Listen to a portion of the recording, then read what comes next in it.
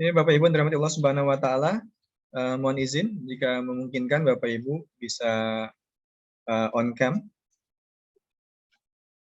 Ya. Assalamualaikum Coach. Waalaikumsalam warahmatullahi wabarakatuh. Sehat Bu? Alhamdulillah. Alhamdulillah. Oke, Bapak Ibu, saya mau coba dong ngecek sudah ready atau belum yang sudah siap mengikuti agenda sekolah online kita saat siang hari ini. Boleh dong reaction jempolnya. Ya. Reaction jempolnya boleh? Silakan Bapak Ibu. Iya, alhamdulillah. Terus yang sudah siap reaction jempolnya. Jika sudah siap kita akan segera mulai. Alhamdulillah. Iya, reaction jempol ya. Bapak Ibu luar biasa. Masya Allah. Oke, terima kasih Bapak Ibu.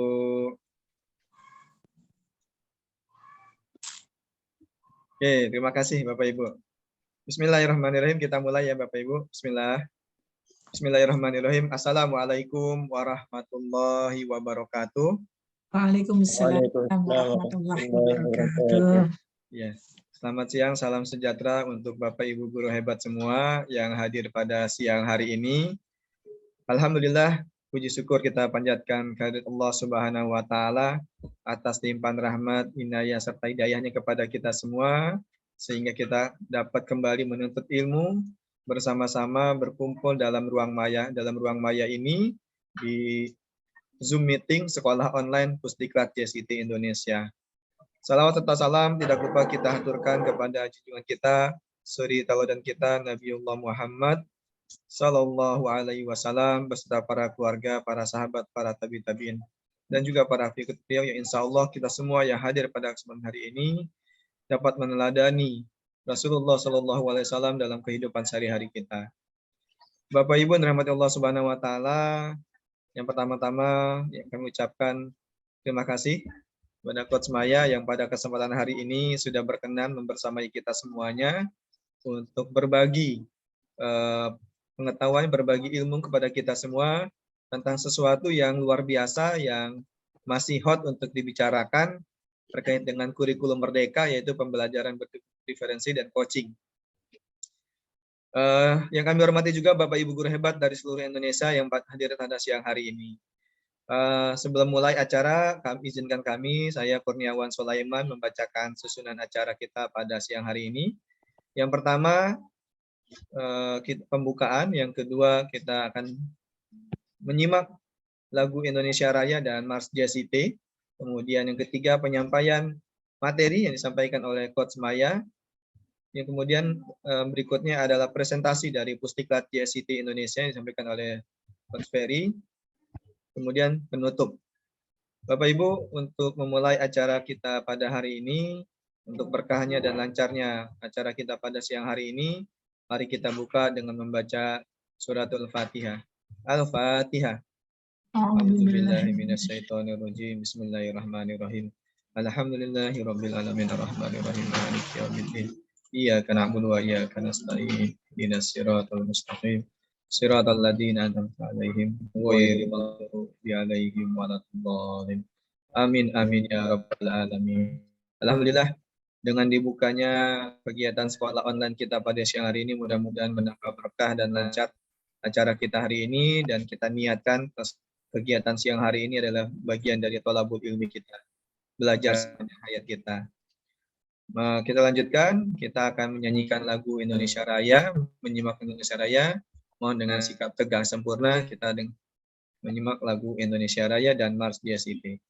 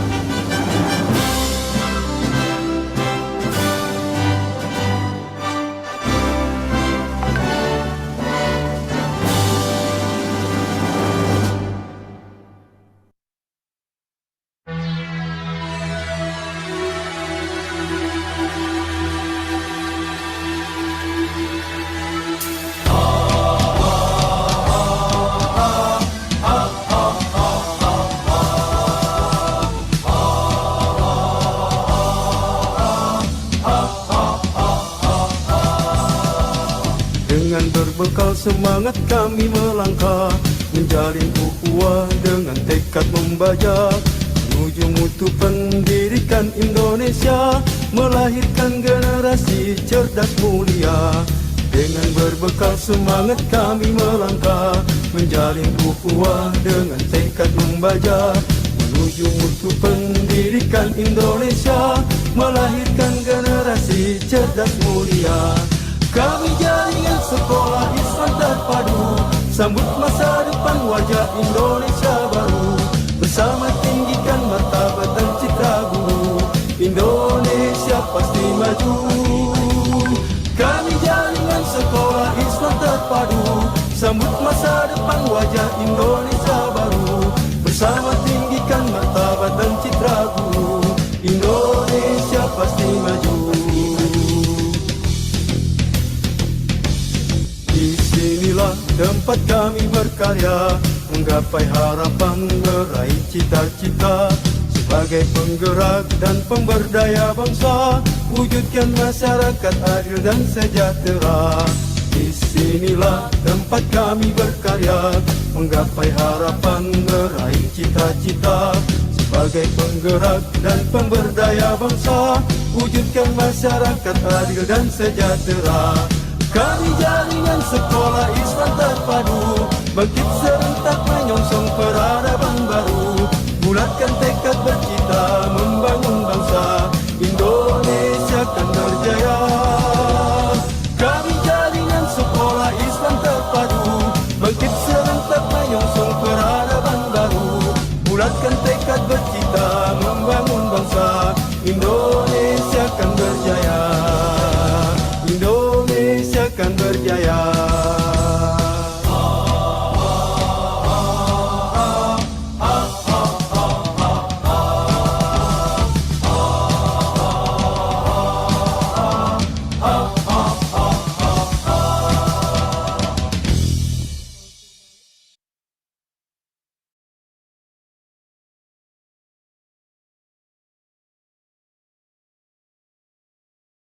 Terima kasih Bapak Ibu yang sudah menyimak lagu Indonesia Raya dan Mars JSIT.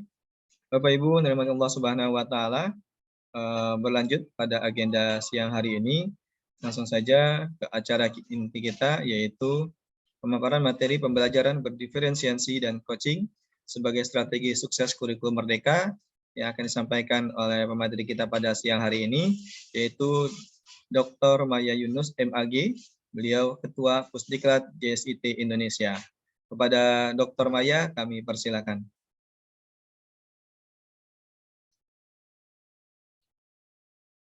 Ya, terima kasih Pak Kurniawan. Alhamdulillah. Bapak Ibu, sehat semuanya? Sudah ada 312 orang, Alhamdulillah, yang bergabung di sekolah online Pusdiklat bulan ini. Udah lama ya Pusdiklat nggak ngadain sekolah online. Alhamdulillah ketika mengadakan yang daftar ada 480-an. Ya, banyak, subhanallah.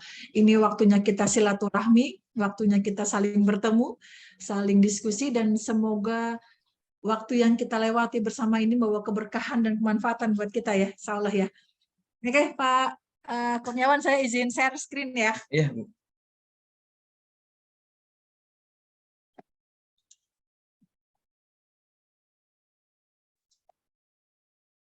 Nah,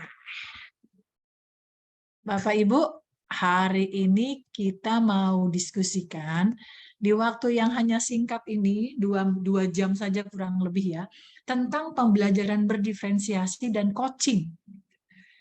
Yang 2 pembelajaran ini kita harapkan bisa menjadi salah satu strategi sukses dalam implementasi kurikulum merdeka. Insya Allah 2 jam ini kita akan bicarakan tentang ini. Tapi yang pertama-tama, marilah kita panjatkan puji syukur kehadirat Allah Rabb semesta alam, karena berkahnya, karena karunia-Nya, karena nikmatnya, karena limpahan kasih sayangnya, hari ini kita bisa berkumpul bersama-sama dalam keadaan sehat, dalam keadaan semangat, dalam keadaan bahagia, insya Allah ya. Waktu-waktu yang kita lewati, insya Allah penuh manfaat. Maka sudah sepantasnya dan sewajarnya bila kita memujinya, bila kita memujanya, kita bertasbih kepada Allah. Salam dan salam semoga tetap tercurah kepada uswah kita, Nabi besar Muhammad SAW, beserta keluarganya, sahabatnya, dan para pengikutnya hingga zaman nanti. Dan semoga kita ditakdirkan Allah sebagai pengikut Rasulullah yang tetap istiqomah, berpegang teguh pada ajarannya hingga Allah manggil kita nanti. Amin ya rabbal alamin. Nah, Bapak Ibu, di kegiatan kita 2 jam ini, saya mau melibatkan banyak Bapak Ibu, gitu ya. Saya nggak mau sendirian bicara 2 jam. Nah, jadi saya akan minta Bapak Ibu untuk menulis. Kalau ngasih pendapat agak sulit ya. Pesertanya ada berapa nih? Ada 333. Mungkin akan ada sekitar 150-an lagi yang akan bergabung ya.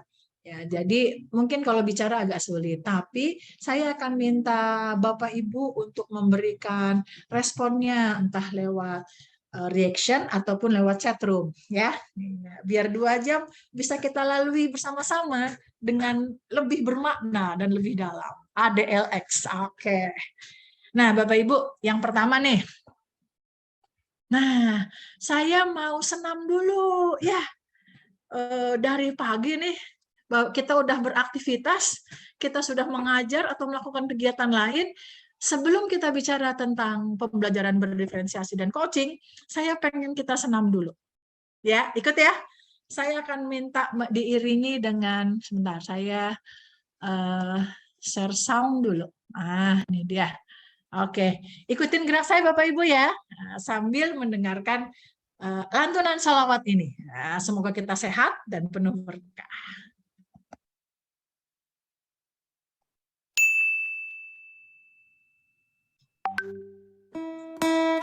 Ya, kepalanya kita tundukkan Bapak Ibu.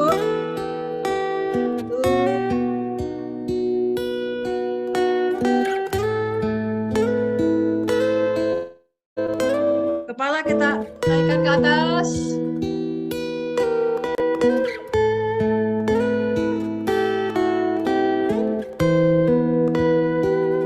Kemudian kepalanya kita patahkan ke kanan.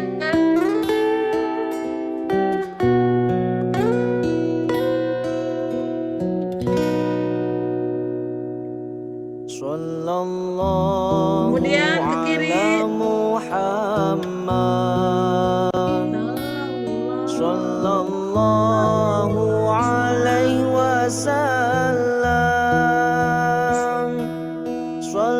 Oke, kemudian kita tengokkan ke kanan.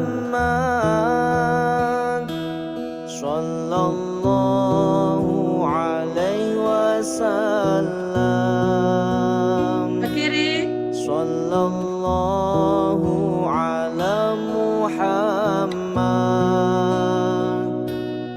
Oke, sekarang kan tangan kita tangankan ke depan.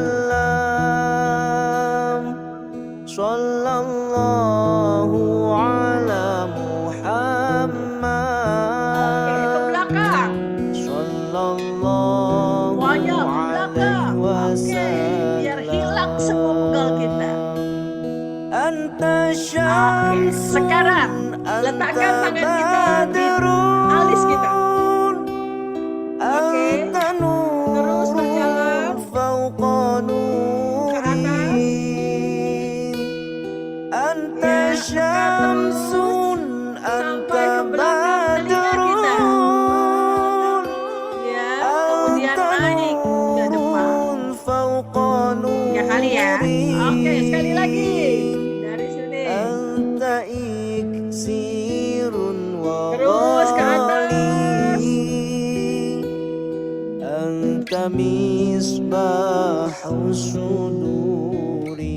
Ke belakang telinga terus. Ya, semoga ini mendatangkan semangat dan menjadi energi positif kita. Terakhir. Oke, terus.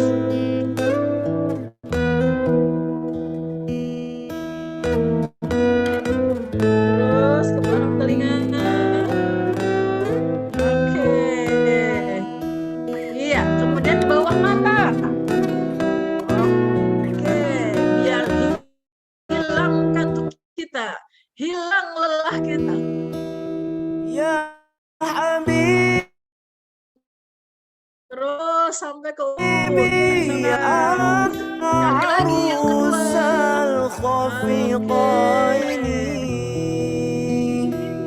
Ya Habibi ya Muhammad ya arusal Terakhir. ya muayyad ya Atas sampai ke mumajjad Ubud. ya imam Oke. Gerakan terakhir kita, telinga kita dari bawah. Kita pijit-pijit ke atas daun telinga.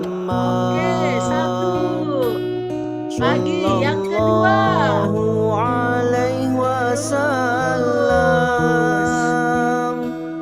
Terakhir yang ketiga.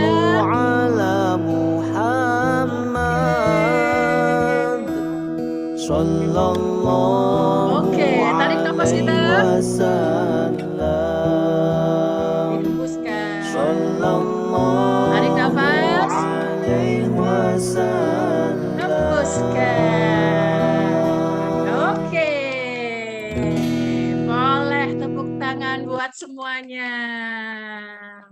Seger ya? Oke. Tidak ada salahnya dan jangan lupa bahkan untuk terus memberikan rangsangan dan beraktivitas untuk fisik kita. Karena fisik kita butuh punya hak, jiwa kita punya hak, hati kita punya hak, otak kita punya hak, semuanya punya hak. Agar kita bisa hidup bahagia, beri keseimbangan kepada semuanya. Oke, sip. Sekarang kita masuk ya ke materi ya. Sudah 385 orang. Ya, selamat datang Bapak Ibu guru, Bapak Ibu pengurus yayasan, manajemen sekolah di sekolah online-nya Pusdiklat. Hari ini kita mau bicara tentang pembelajaran berdiferensiasi dan coaching. Oke. Nah, saya mau minta Bapak Ibu untuk menuliskan di chatroom ya. Ya, yang bisa nulis di chatroom silahkan deh nulis di chatroom. Ya, saya lihat tadi ada yang jauh ya. Berarti nonton bareng-bareng ya. Ya, sebisanya. Kalau nggak bisa jangan dipaksa. Tapi yang bisa ditulis chatroom, tulis chatroom ya. Apa yang Anda pilih? Akan ada dua pilihan. Ini 3 ya. Akan ada 2 pilihan nih, 2 pilihan. Pilih salah satunya dan tulis pilihan Anda, tuliskan di chatroom. Oke? Siap ya Bapak Ibu? Yang pertama. Mana nih? Apakah Anda guru laki-laki atau Anda guru perempuan? Silakan.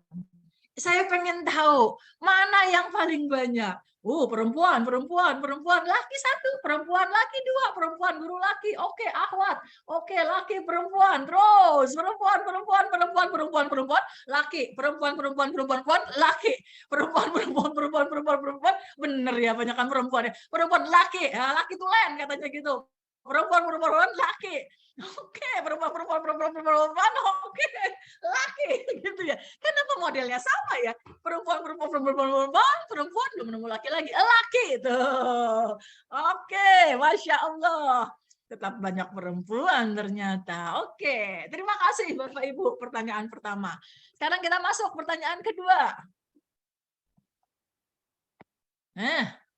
Mana yang Anda pilih? Gunung atau pantai? Silakan. Gunung, pantai, gunung, pantai,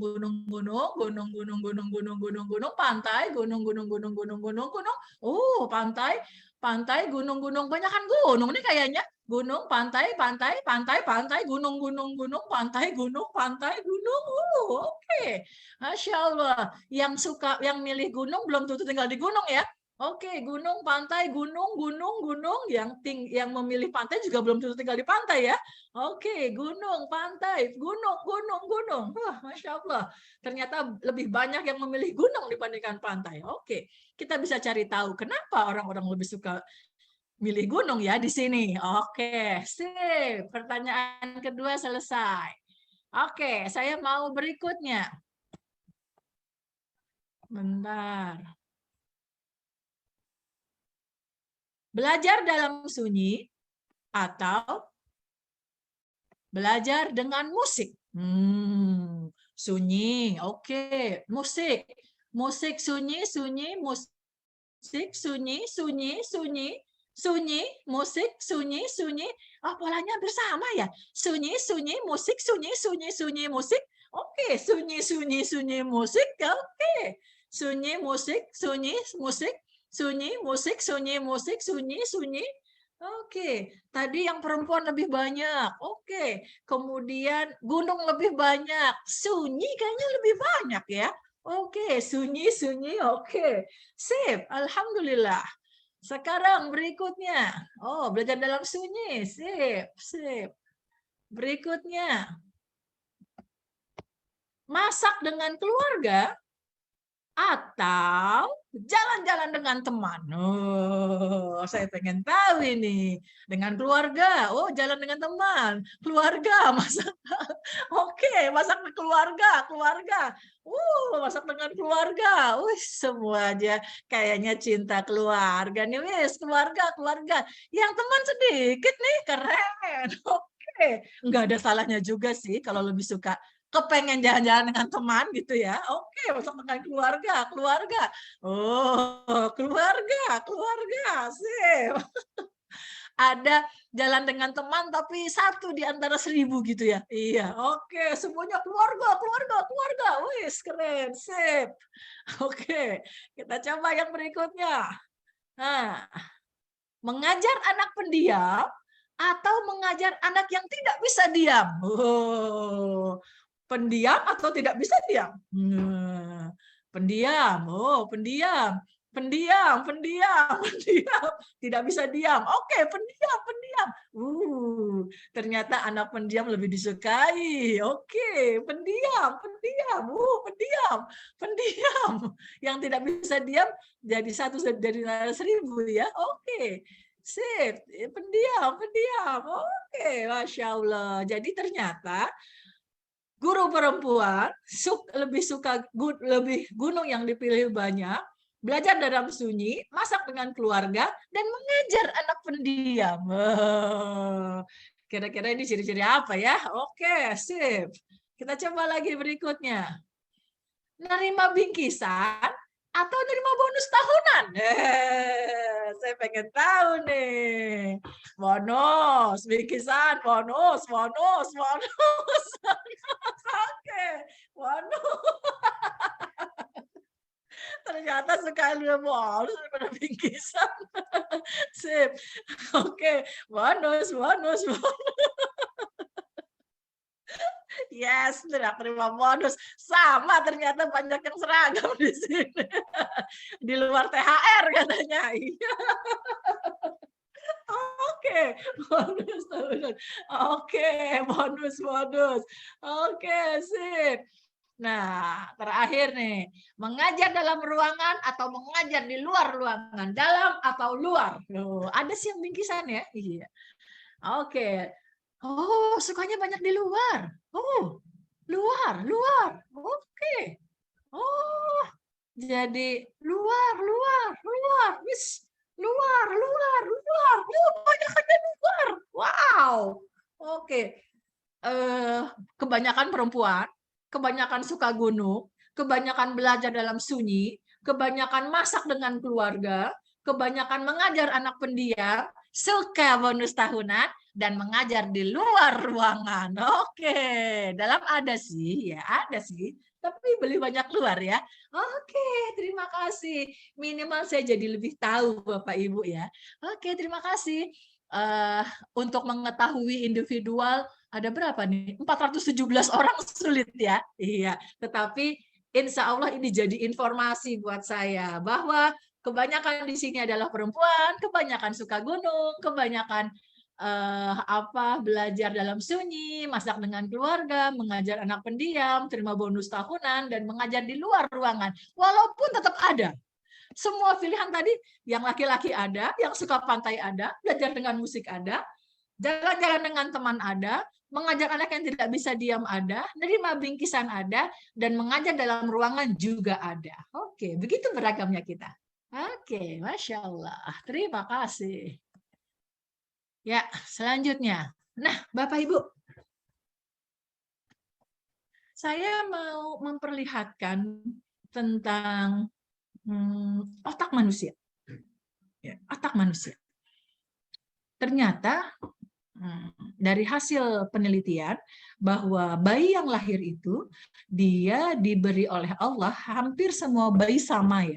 Ada yang berbeda tapi rata-rata sama. Bayi yang lahir itu dapat punya 100 miliar sel otak. Nih, ini sel otak ini dalam otak manusia. Dan sel otak ini, 100 miliar sel otak ini tidak saling terhubung. Ini kan terhubung ya. Tapi ketika lahir, ketika bayi lahir pertama, itu nggak saling terhubung, Bapak Ibu. Dia ada 100 miliar, tapi masih sendiri. Yang terhubung hanya sedikit sekali. Tugas Bapak Ibunya, tugas lingkungannya, tugas gurunya adalah memastikan, memberikan aktivitas, memberikan rangsangan, diaktifasi, selalu bicara, melakukan gerakan bersama bayi, agar sel otak ini bisa terhubung. Tugas kita adalah membuat sel otak, 100 miliar sel otak yang ada di otak manusia ini terhubung seperti ini. Itu tugas orang tua. Itulah sebabnya Allah kasih makanan bayi itu pada ibunya. Diberi waktu oleh Allah 2 tahun. Untuk keluarganya, untuk ibunya, untuk lingkungannya, untuk ayahnya, untuk memastikan sel otak yang ada di otak anak itu terhubung. Sebab setelah 2 tahun, sel otak itu akan luruh. Yang tidak terhubung akan luruh. Nih lihat, ini sel otak yang tidak dirangsang nih. Banyak yang luruh ya. Jadi setelah 2 tahun, sel otak anak itu beragam. Ada yang luruhnya miliaran. Ada yang luruhnya jutaan. Ada yang luruhnya cuma ratusan. Ada. Karena bapak ibunya selalu bicara dengan anaknya. Karena bapak ibunya selalu mengajak anaknya melakukan banyak aktivitas bersama. Memberikan rangsangan kepada anaknya. Hingga yang luruh itu sedikit, bisa jadi. Jadi setelah 2 tahun, anak manusia itu punya jumlah sel otak yang berbeda. Jumlahnya berbeda. Ada yang banyak, ada yang sedikit. Karena pasti akan berbeda ya Bapak Ibu. Anak yang dari bayi itu digendong, terus kebanyakan digendong. Dibawa kemana-mana digendong. Ibunya sambil gendong bicara sama orang, nggak bicara dengan anak. Sambil gendong main HP, tidak perhatikan anak. Hasilnya otaknya nggak dirangsang. Berbeda dengan anak yang diberikan mainan oleh ibunya, banyak meraba, banyak merasakan, banyak melakukan sesuatu bersama ibunya.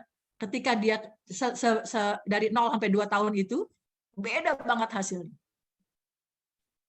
Ketika seorang ibu bermain dengan anaknya, kemudian main bola misalnya, kemudian melemparkan bola ke anaknya, bolanya mengelinding. Lihat sekarang bolanya ada di kamu. Kamu boleh gelindingkan lagi bolanya.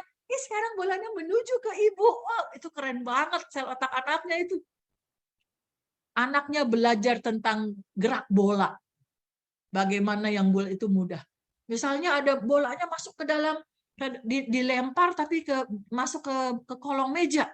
Wah, ibunya akan bicara, lihat kamu lempar bola kamu, gelindingkan bola kamu dan masuk ke dalam meja sekarang. Nggak kelihatan sama kita ya. Coba kita tundukkan wajah kita. Ada di bawah meja. Wah, itu keren banget itu anaknya. Banyak banget konsep yang dibangun di anak itu. Ya. Jadi ketika kita menerima anak TK usia 3 tahun, 4 tahun, SD 6 tahun, 7 tahun, SMP 13 tahun gitu, 12 tahun, SMA gitu ya. Itu sel otaknya sudah beda. Anak-anak kita tuh unik banget. Sel otaknya sudah berbeda, Bapak Ibu. Tugas kita adalah membaca setiap tahapan setiap aktivitas, setiap kemampuan yang ada pada anak, yang tergantung dengan sel otaknya itu. Apalagi kalau SMP dan SMA ya, guru SMP dan SMA. Karena usia 11 tahun adalah peluruhan sel otak yang kedua.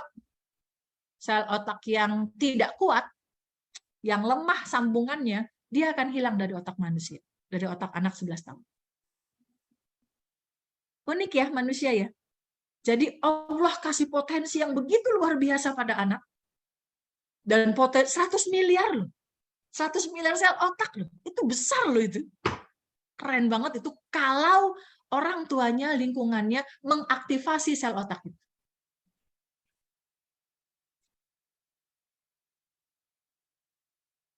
Nah, ini pengaruh nutrisi dan kasih sayang serta stimulasi ya, pada cabang-cabang sel otak. Lihat nih, yang baru lahir. Nggak banyak terhubung kan? Sendiri-sendiri.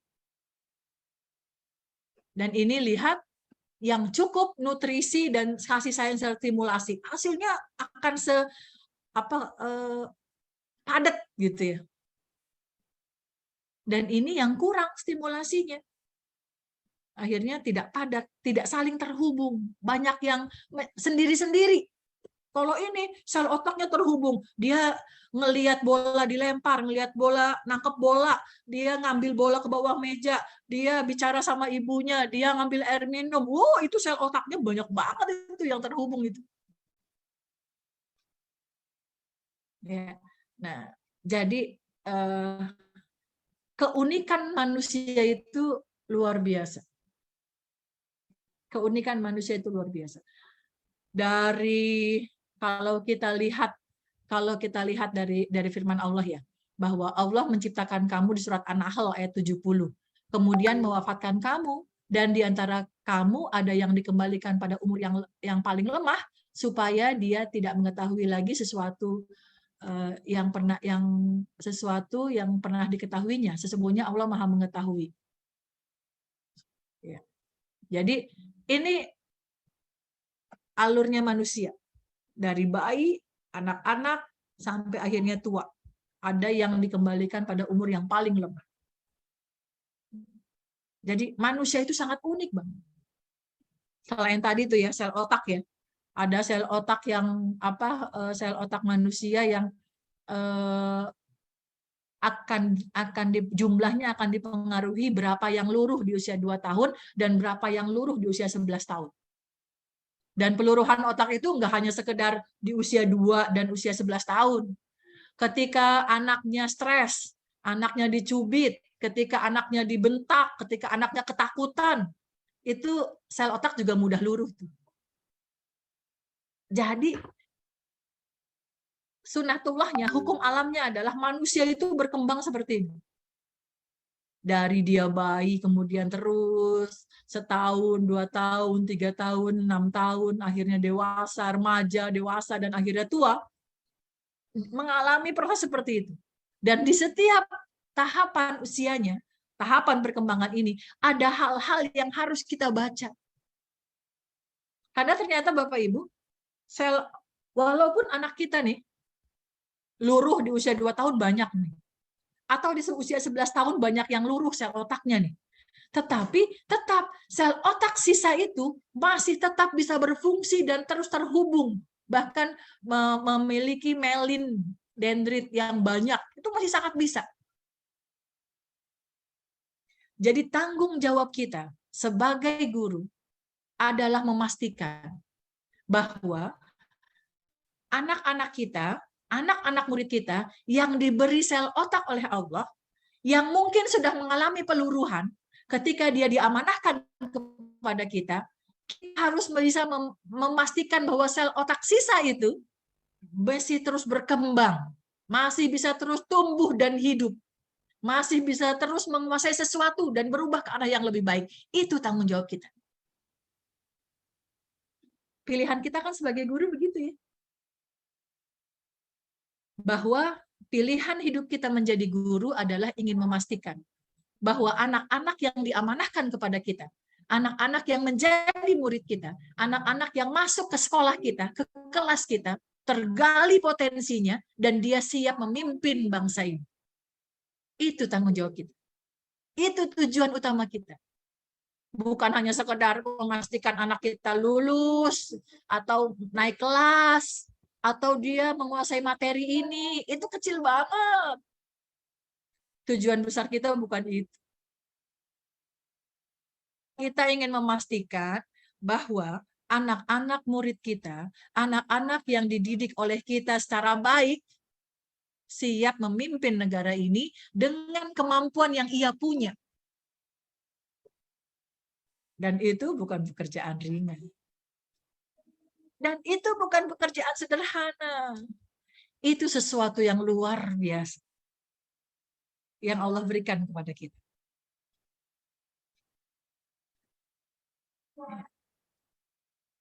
Nah, Bapak Ibu, sekarang kita lagi di masa pemerintah mengeluarkan kurikulum merdeka. Diharapkan dengan menggunakan kurikulum merdeka, guru itu menjadi agen perubahan. Pas banget sama kita. Kita kepengen anak-anak kita berubah. Dari yang tadinya tidak tahu menjadi tahu. Dari yang tadinya tidak mau menjadi mau. Dari yang tadinya tidak suka menjadi suka. Dari yang tadinya tidak bisa menjadi bisa. Kita adalah agen perubahan, Bapak Ibu. Dan saya meyakini Bapak Ibu di sini semuanya seperti itu. Agen perubahan. Bapak Ibu sangat mengenal anak Bapak Ibu. Yang tadinya tidak mau melakukan sesuatu, yang tadi tidak bisa melakukan sesuatu, ketika lulus selesai setahun bersama kita, kita melihat banyak perubahan pada anak-anak kita. Jadi kita biasa seperti ini ya. Kita adalah guru-guru yang nggak akan menyanyiakan amanah yang Allah berikan kepada kita. Karena kita tahu semua murid yang ada di hadapan kita akan kita minta, Allah akan meminta pertanggungjawaban kepada kita. Nggak bisa ada anak yang tidak belajar ketika bersama kita. Kita nggak bisa terima kalau ada anak yang tidak berubah, walaupun kecil, ketika setahun belajar bersama kita atau ketika belajar bersama kita. Kita memahami kita adalah guru yang merupakan agen perubahan kepada murid-murid kita, perubahan menjadi yang lebih baik. Kita sepakat ke ini kan? Karena pertanggungjawabannya bukan kepala sekolah, pertanggungjawabannya bukan kepada orang tua murid, pertanggungjawabannya kepada Allah. Maka kita harus jadi agen perubahan. Nah, apalagi kalau kita baca karakter kurikulum merdeka nih, bahwa pembelajaran berbasis proyek untuk mengembangkan skills dan karakter sesuai profil Pancasila, fokus pada materi esensial, sehingga ada waktu cukup untuk pembelajaran yang lebih dalam bagi kompetensi dasar seperti literasi dan numerasi.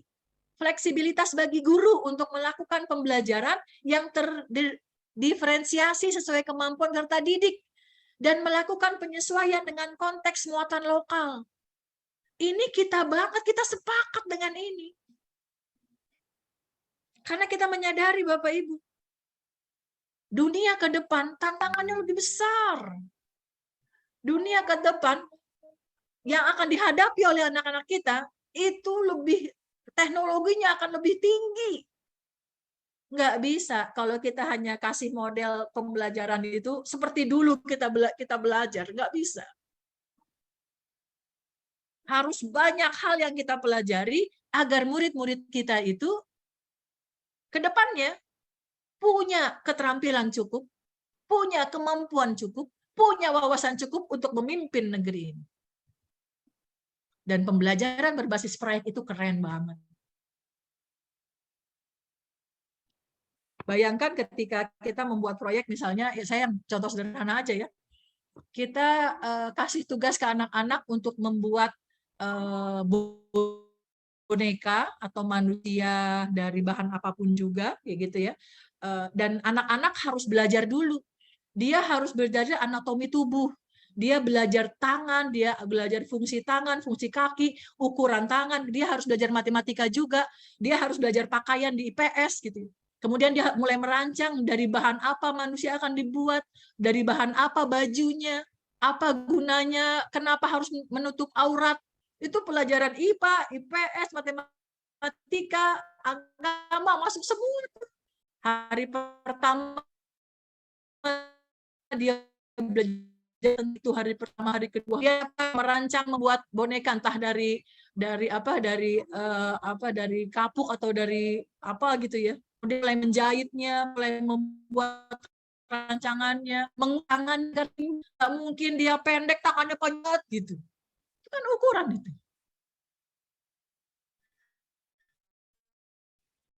Dan Bapak buat lebih utuh ya.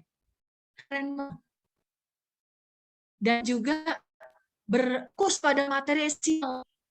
Kita baca setiap anak kita. Kita tahu apa kebutuhan setiap anak kita. Dan kita di dalam kelas kita yang muridnya banyak, Tuhan bisa dibutuhkan oleh murid-murid ya. Kita bisa merangsang. Oh, dari ini kasihan anak-anak saya belum nyampe. Kemampuan abstraknya belum kebentuk, dia harus konkret. Berarti saya nggak bisa bicara tentang hal-hal yang abstrak ke anak-anak saya nih. Gitu. Kemampuan membaca guru harus keren banget agar bisa fokus pada materi esensial. Yang akhirnya guru harus punya kemampuan fleksibilitas. Udah nggak zamannya kalau kita kurikulumnya banyak banget, saya nggak punya waktu, saya nggak bisa merancang kegiatan, kurikulumnya berjibun. Oh, itu bukan zamannya lagi itu.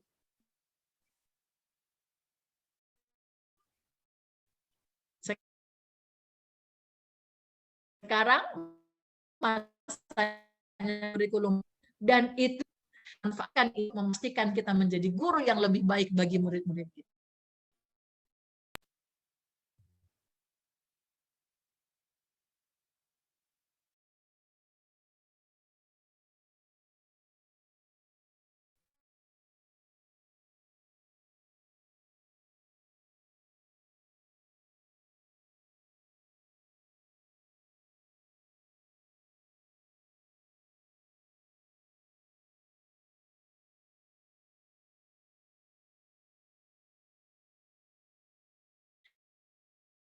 Dan banget, bagus banget buat anak-anak kita. Saya sendiri ketika belajar ini, guru saya belum berdiferensiasi deh ya gitu. Saya belum, ternyata ketika saya punya data anak saya, tapi ketika saya merancang pembelajaran belum seutuhnya saya memanfaatkan data itu untuk kemajuan anaknya. Itu Bapak Ibu. Memastikan kita punya data anak-anak kita, dan data anak kita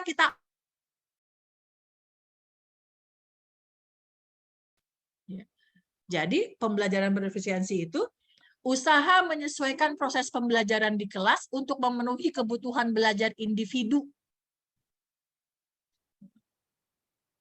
Ini pembelajaran berefisiensi. Tantangan kita adalah kalau muridnya banyak ya. Satu kelas 40. Wow, ya. Tapi memang tiap murid kita itu individu yang unik.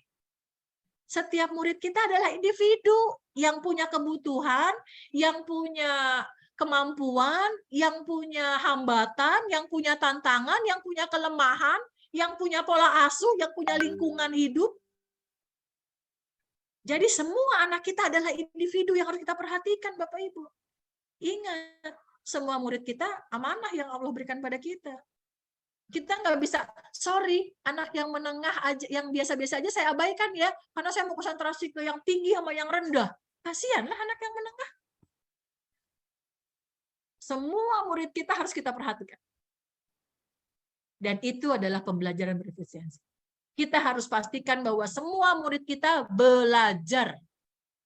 Semua murid kita mengambil sesuatu. Semua murid kita bertambah. Entah pemahamannya, entah semangatnya, entah keterampilannya, atau tiga-tiganya.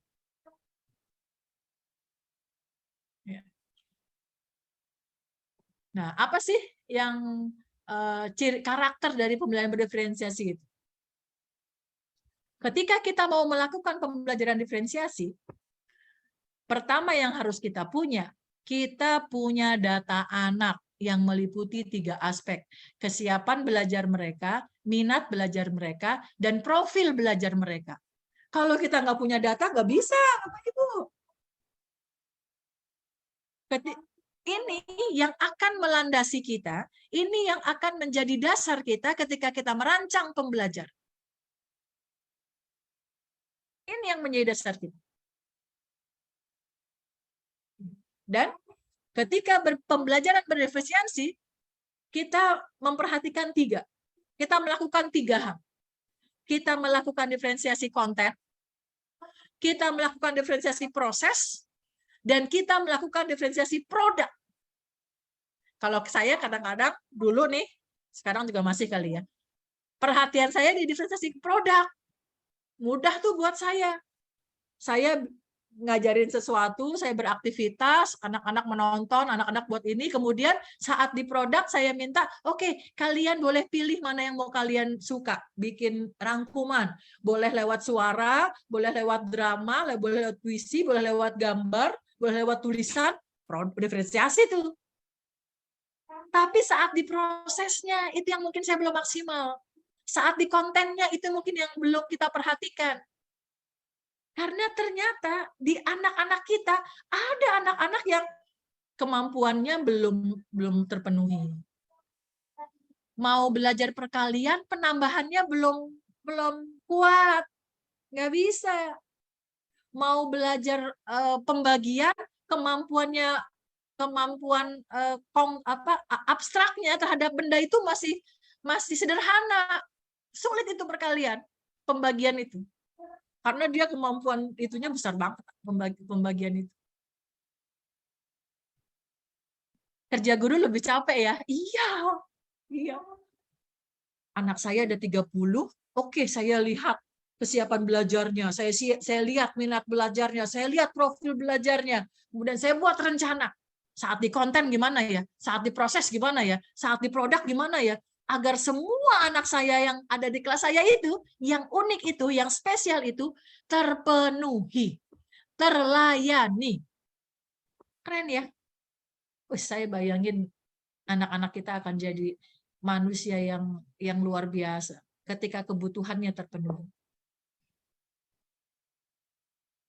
Apa anak kita jadi itu aja dong? Enggak juga.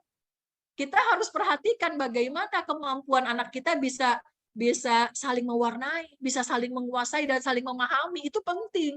Karena berbeda bukan berarti bermusuhan, kan? Jadi Bapak Ibu, pembelajaran berdiferensiasi itu memberikan anak haknya secara tepat. Memastikan bahwa kita bisa mempertanggungjawabkan di hadapan Allah. Semua murid kita belajar. Semua anak kita mendapatkan sesuatu. Dan kita memberikan hak mereka sebagai seorang murid.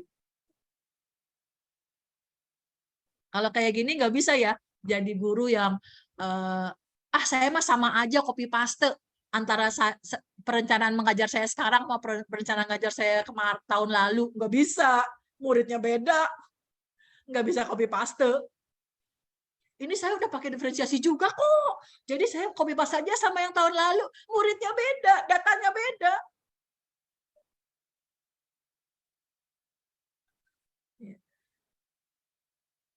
Dan ini pas banget dengan pemahaman kita, bahwa setiap murid kita, bahwa setiap kita sebagai individu akan mempertanggungjawabkan apa yang kita lakukan di hadapan Allah. Kita siapin anak kita begitu, Bapak Ibu. Kita siapin gitu. Kita pastikan bahwa mereka bisa menjadi individu yang unik sesuai dengan potensinya. Pembelajaran berdiferensiasi. Jadi pembelajaran berdiferensiasi memang akan jauh lebih berat buat gurunya.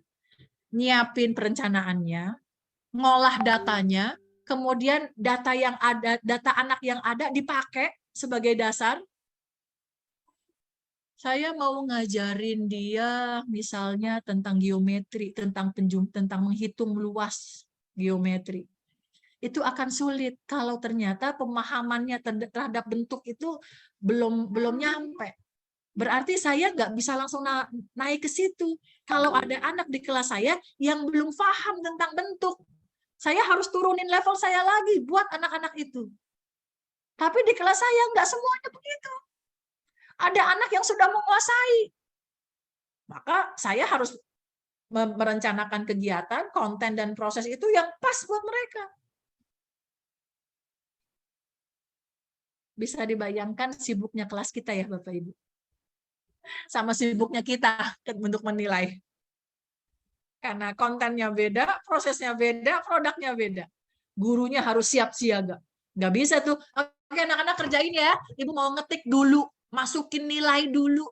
Sibuk di laptop, anak-anak kerjain. Nggak bisa tuh, nggak kenilai nanti.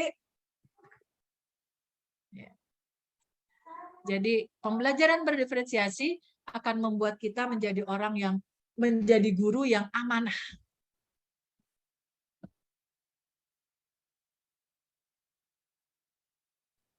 Mengapa kita melakukan pembelajaran berdiferensiasi? Yang pertama, bahwa karakteristik dan tahap perkembangan anak itu berbeda. Yang kedua, potensi tiap anak berbeda. Yang ketiga, minat tiap anak berbeda. Dan yang keempat, cara belajar anak juga berbeda. Tapi ada yang sama, betul ada yang sama. Tapi kalau semuanya beda, masa kita bikin 40 perencanaan? Kalau nggak sanggup, jangan. Sanggup nggak 20 perencanaan? Nggak bisa. Sanggup nggak 10? Nggak bisa. Sanggupnya berapa? Paling 3, ya sudah 3. Itu jauh lebih baik daripada tidak memperhatikan kebutuhan anak. Jadi kita kepengen banget bahwa tahap perkembangan anak itu naik.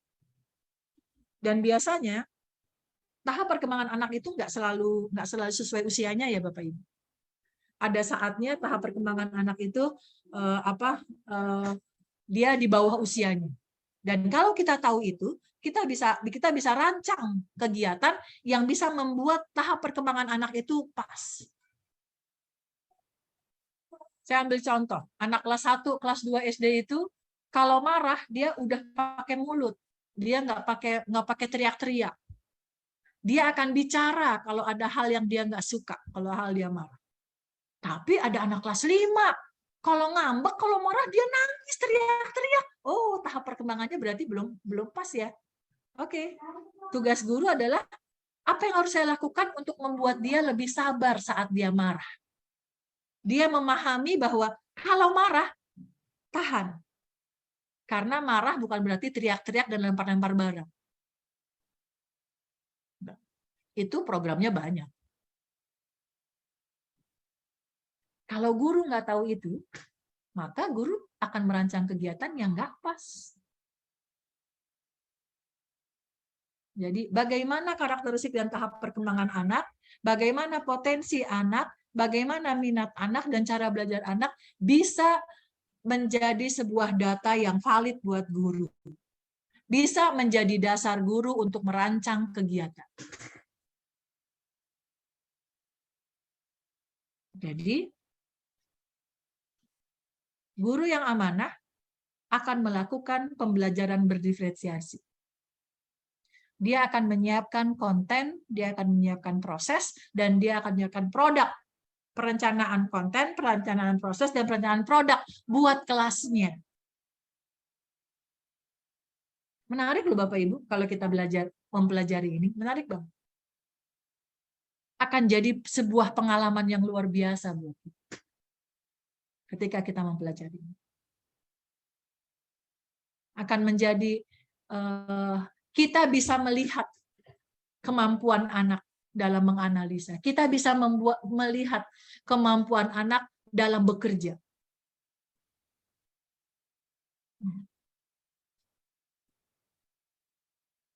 Saya pernah baca jurnal anak, tulisan anak gitu ya. Dia mengatakan bahwa hari ini aku belajar komputer, tapi aku nggak dapat komputer. Sehingga aku nggak ngerjain tugas aku. Kemudian saya pikir, lab komputernya mah ada berapa ya? Kok bisa nggak dapet tuh anak? Itu jadi informasi harusnya buat guru. Satu kelas anak 18, lab komputer ada 24. Harusnya dapet tuh. Kenapa dia nulis di jurnal nggak dapet ya? Itu jadi informasi buat gurunya. Itu jadi sesuatu yang, oh, apakah anak ini punya pemahaman, ada kejadian apa hingga dia menulis begitu? Gitu.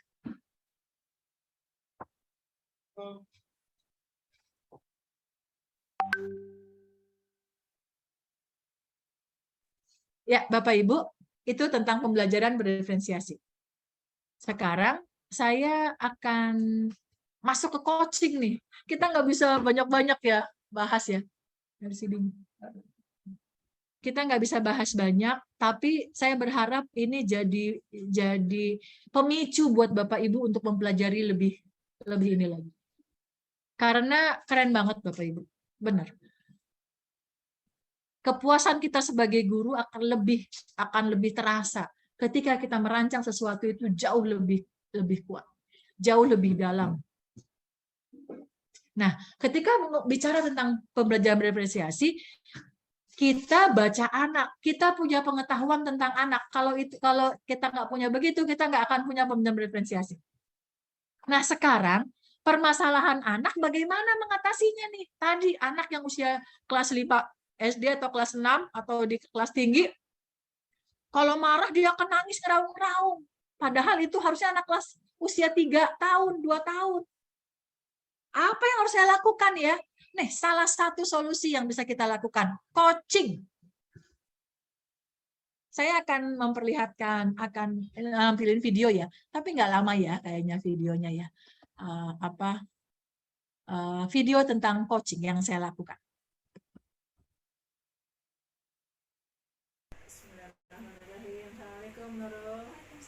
Suaranya nggak dengar ya? Kecil, Coach. Kedengeran tapi kecil. Oh gitu. Oh, kedengeran tapi kecil ya. Oke, lanjut. Gimana kabarnya Nurul? Alhamdulillah baik. Nah, Nurul, hari ini malam ini kita mau mengadakan sesi coaching. Siap ya? Insya Allah. Oke Nurul, nggak lama lah insya Allah, 15 atau mungkin nggak sampai 15 menit. Kita akan bicara, nanti kita ngobrol enak aja. Ibu tanya, kamu jawab. Itu Nurul ya. Nurul sekarang kelas berapa Nurul? 9 SMP. Kelas 9 SMP. Alhamdulillah. Ibu minta izin ya Nurul untuk menulis mencatat cakapan kita ya Nurul ya. Oke, alhamdulillah. Oke Nurul, apa yang mau kamu bicarakan di sesi coaching ini? Tentang hafalan. Tentang hafalan Quran. Oke, insya Allah. Kamu sekolah di sekolah menghafal Quran ya? Iya. Oke, apa yang mau kamu bicarakan tentang hafalan Quran kamu?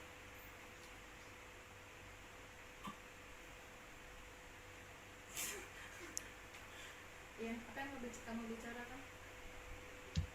Contoh, bisa menghafal 30 juz. Oh, jadi kamu punya target untuk bisa menghafal 30 juz. Masya Allah. Oke.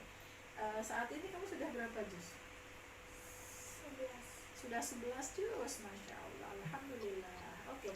Jadi kita mau bicara tentang target kamu menghafal 30 juz. Ya. Sekarang kamu sudah kelas akhir ya, kelas 9 ya. Nah, kira-kira menurut kamu, apakah kamu bisa nih mencapai 30 juz? Enggak. Oh, enggak. Kenapa kamu bilang enggak? Karena waktunya mepet dengan TO dan ujian.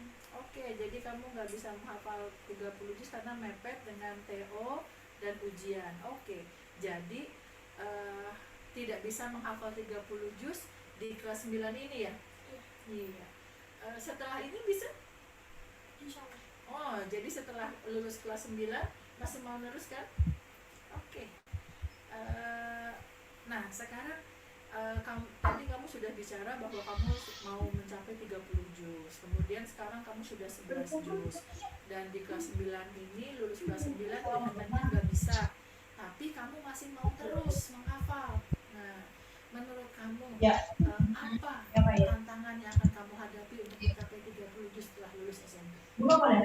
Mungkin karena kita mau film baru, kita hafalan lama bakal lupa. Oke. Jadi ada hafalan lama yang lupa, kemudian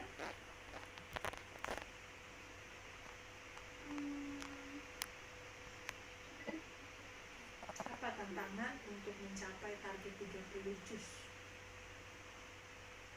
Ada susah, fokus lagi. Oh, fokus. Jadi saat ini kamu beranggapan masih kurang fokus. Ya. Apa sudah cukup fokus? Kurang.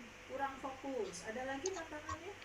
Lebih bekerja keras. Oh, lebih bekerja keras. Oke.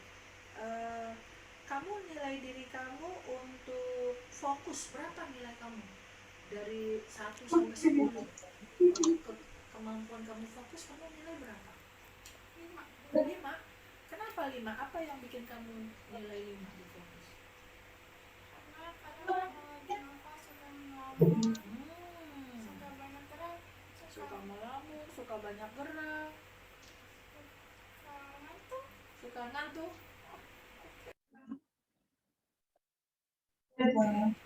Ada lagi? Oh, suka ngobrol. Oke. Oh, ya. Suka ngobrol dengan teman. Ada lagi? Kalau di rumah, HP atau laptop.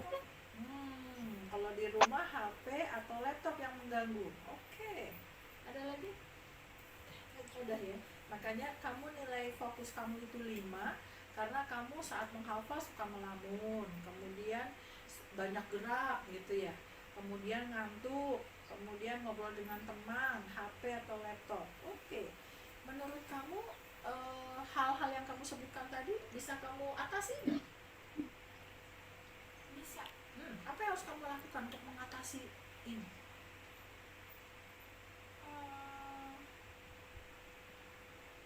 Mengurangi ngobrolnya. Mengurangi ngobrol. Bisa mengurangi ngobrol. Gimana caranya mengurangi ngobrol? Jauh dari teman. Oh, saat Oke, ini saya hanya contoh saja. Kok malah stop share screen? Oh, suaranya nggak ada. Kecil banget ya. Ya, saya mau minta Bapak Ibu sebentar. Hafal jauh dari teman, Masya Allah. Nah, tadi adalah contoh coaching yang dilakukan. Semoga kedengaran suaranya ya. Kalau nggak kedengaran suaranya, apa yang Bapak Ibu tangkap dari coaching itu? Silakan, saya minta Bapak Ibu menuliskan di chat room. Apa yang Bapak Ibu tangkap dari video yang Bapak Ibu tonton? Nah, oke. Menggali potensi, oke. Wawancara, keinginan anak. Oke, wes, Masya Allah. Oke. Komunikasi, menggali informasi terkait. Oke. Hambatan, oke. Pendampingan, sip. Langkah yang dilakukan. Oke. Oke. Menggali informasi, sip. Pendampingan, solusi, oke. Pembimbingan, menggali masalah, mencari solusi, oke. Pelatihan, iya. Oke, pendekatan secara langsung, mewawancarai anak. Oke, solusi dua belah pihak, wawancara dengan menggali, pengembangan, sip. Oke, bimbingan, diskusi, wis, pelatihan bimbingan, mendukung, mencari informasi, sip. Alhamdulillah. Ada lagi Bapak Ibu orang yang mendukung pembelajaran, sip. Ya. Ada lagi? Metode pendekatan SDM. Oke, keobrolan yang hangat. Sip. Oke, luar biasa. Saya senang Bapak Ibu menulis, walaupun nggak saya baca satu ya, tapi ini akan menggali informasi dan pengetahuan yang ada di kepala Bapak Ibu. Oke. Bincang dengan anak, mengumpulkan data, metode pembimbingan. Oke. Pembimbingan, sip. Butuh kalian dari guru memahami, sip, pengarahan, tepuk semangat. Oke. Subhanallah. Sip, banyak banget pendekatan, bimbingan. Nah, ya. Ada 470 ya. Kalau semuanya menulis penuh nih ya, tapi nggak apa-apa, kita senang. Sehingga ada interaksi di antara kita ya. Komitmen metode Tirta. Oke. Sip, Masya Allah. Ya. Bisa spot. Ya. Oke, Bapak Ibu. Jadi apa?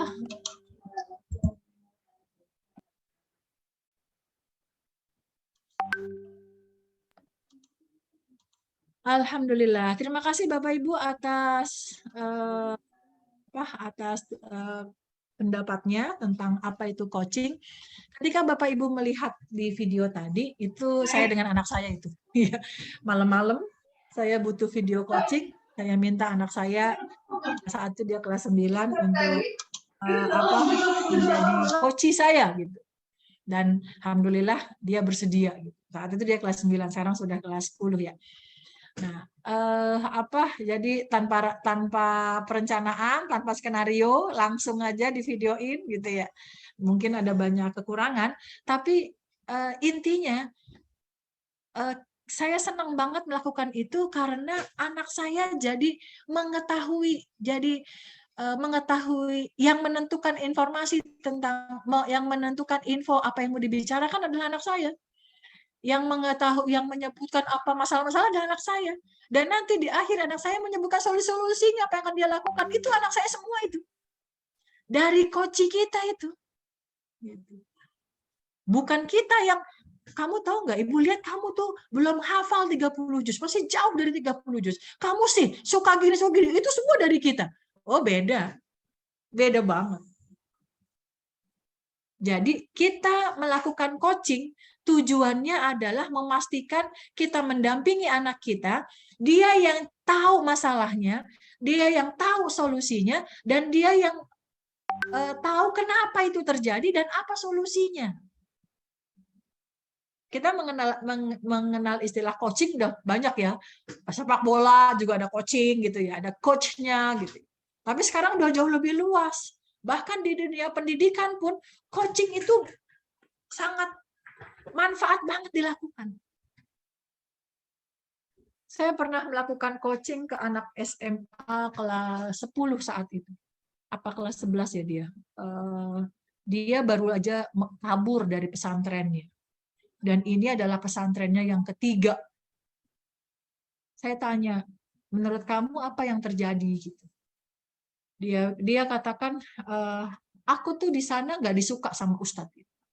Ustadz tuh kayaknya sama aku tuh salah aja. Salah dikit hukumannya udah luar biasa. Oh, jadi dari situ saya tahu bahwa perasaannya itu terzolimi sebenarnya. Gitu. Nah, apa yang mau kamu lakukan? Kamu ngerasa ustadz kamu nggak tidak dukung kamu, banyak nyalahin kamu, apa yang mau melakukan? Aku abaikan aja apa ya? Bagus, ide yang bagus gitu. Kira-kira bisa nggak kamu melakukan itu? Terus saya gali. Tidak ada sepatah kata pun instruksi dari saya. Jadi coaching ini kalau didalami, kalau dikuasai oleh guru, kemanfaatannya akan luar biasa banget. Kita akan buat anak-anak kita menjadi orang-orang yang arahan dirinya itu bagus. Kita bantu anak-anak kita menjadi orang yang punya arahan diri, yang tahu permasalahannya, mengenali dirinya. Kalau kita kepengen anak-anak kita punya arahan diri yang bagus, maka sedikit per sedikit menyedikitkan instruksi yang kita lakukan. Jangan dikit-dikit, oke, kamu silakan buka pintu. Bisa nggak kamu ibu minta tolong kamu ke kantin gitu, beliin sesuatu gitu misalnya. Di mana? Gimana caranya? Oh, itu berarti anak kita arahan dirinya kurang. Ini kamu buka pintu, kamu turun dari tangga, kemudian kamu pakai sendal, jalan ke kantin. Di kantinnya kan ada pilihan, terserah kamu mau di mana. Kantin yang mana? Gitu. Itu arahan dirinya kurang. Nah, untuk bisa menghasilkan anak yang arahan dirinya kuat, maka yang harus kita lakukan adalah kita mempersedikit instruksi dan kita menanyakan kepada dia apa yang sebaiknya dilakukan. Memberikan pertanyaan pematik kepada anak-anak kita yang membuat dia berpikir, dan itu adalah coaching. Dan kalau kita melakukan ini Bapak Ibu, efeknya kepada anak, dia terbiasa untuk bicara. Dia terbiasa untuk dia bisa mengetahui apa permasalahannya. Dia bukan jadi anak yang dikit-dikit nggak tahu. Dikit-dikit nggak tahu. Aku nggak ngerti. Dan guru menurut saya harus punya kemampuan coaching. Karena guru yang mendampingi anak. Karena guru yang ada di samping anak. Bahkan coaching itu bisa kita lakukan lewat conversation coaching. Tidak hanya saat resmi coach dengan coach dengan coach ketemu, tapi saat di jalan, saat di halaman, saat di istirahat kita bisa melakukan, atau saat di kelas kita sangat bisa melakukan conversation coaching. Dan itu sebuah keterampilan yang suka atau tidak suka, mau tidak mau, guru harus mempunyai.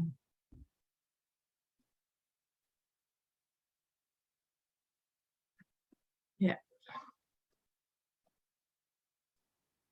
Nah, kita coba lihat dari bagaimana pendapat tentang apa itu coaching. Coaching adalah suatu proses berpartner dengan coachee untuk memaksimalkan potensi pribadi dan profesional mereka dengan menstimulasi dan mengeksplorasi pemikiran serta ide kreatif yang dimilikinya. Kita mendampingi murid-murid kita karena kita kepengen anak-anak kita itu bisa memaksimalkan potensi dirinya hingga dia bisa menjadi orang yang profesional dan mengetahui apa yang harus dia lakukan. Sebegitunya ya, guru mendampingi dan mengajar anak-anaknya. Iya, sebegitunya. Memaksimalkan semua keterampilan guru untuk memastikan anak-anak kita itu berkembang dan pesat. Iya, sebegitunya. Jadi, beruntunglah seorang guru. Karena guru dituntut banyak mempunyai keterampilan. Beruntunglah seorang guru. Karena guru diharapkan terus belajar dan belajar.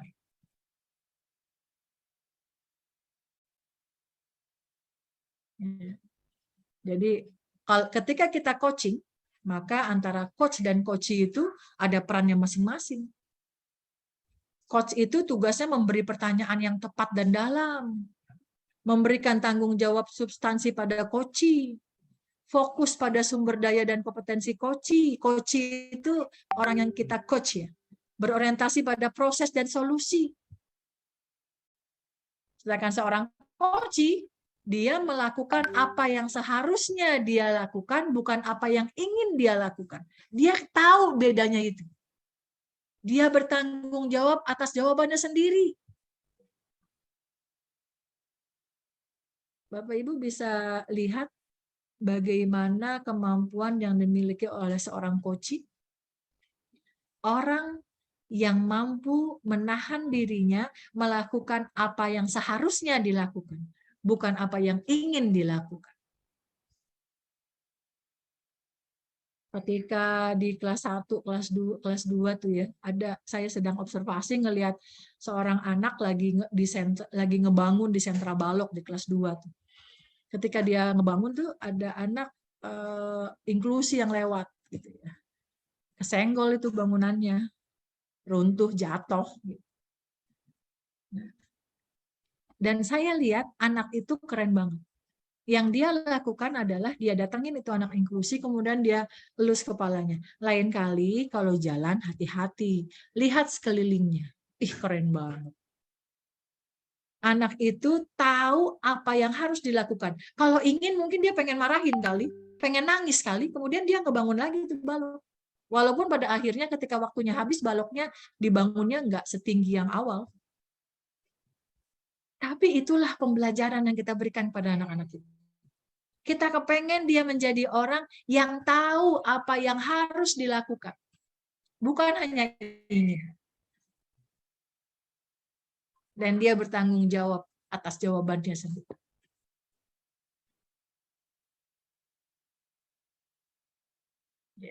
Jadi Bapak Ibu, saat ini pemerintah Indonesia menerapkan kurikulum merdeka di sekolah. Dan itu kita sambut. Karena banyak hal yang baik di situ. Dan untuk bisa sukses di kurikulum merdeka, yang harus kita lakukan adalah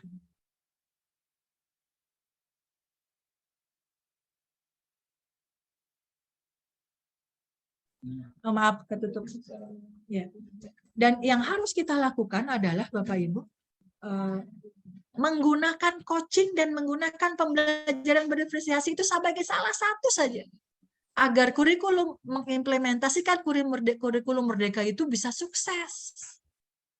Karena kurikulum merdeka sangat memperhatikan individu dan guru diberi kebebasan untuk membaca anak, untuk membuat program dan mendesain apa yang ingin dilakukan buat anak. Ini waktunya kita berkarya, Bapak Ibu.